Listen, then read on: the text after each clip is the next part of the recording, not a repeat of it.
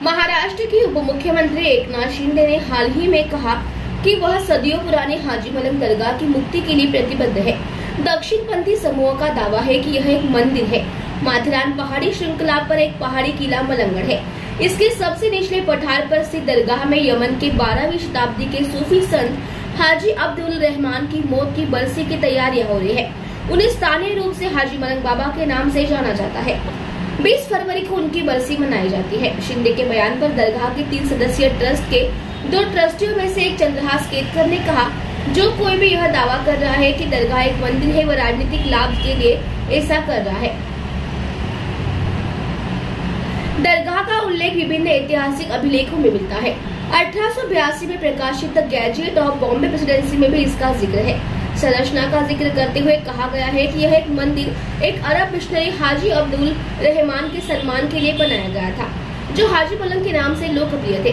कहा जाता है कि स्थानीय राजा नल राजा के शासनकाल के दौरान सूफी संत यमन से कई अनुयायियों के साथ आए थे और पहाड़ी के निचले पठार पर बस गए थे। अब दरगाह के आसपास की राजनीति गर्व होने वाली है, लेकिन दरगाह के आसपास रहने वाले लोग काफी हद तक अप्रभावित है। एकनाथ शिंदे ने फरवरी 2023 में दरगाह का दौरा किया था। उन्होंने आरती की थी और दरगाह के अंदर भगवा चादर चढ़ाई थी। 11 महीने बाद उन्होंने इस मुद्दे पर आक्रमकता बढ़ा दी है।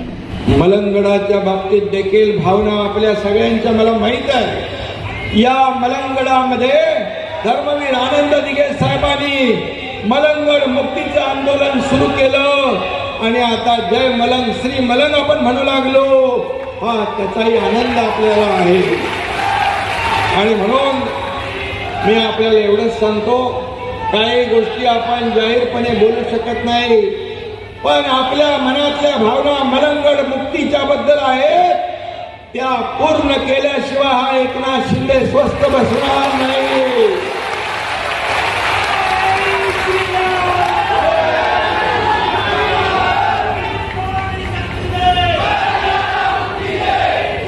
आणि म्हणून मी आपल्याला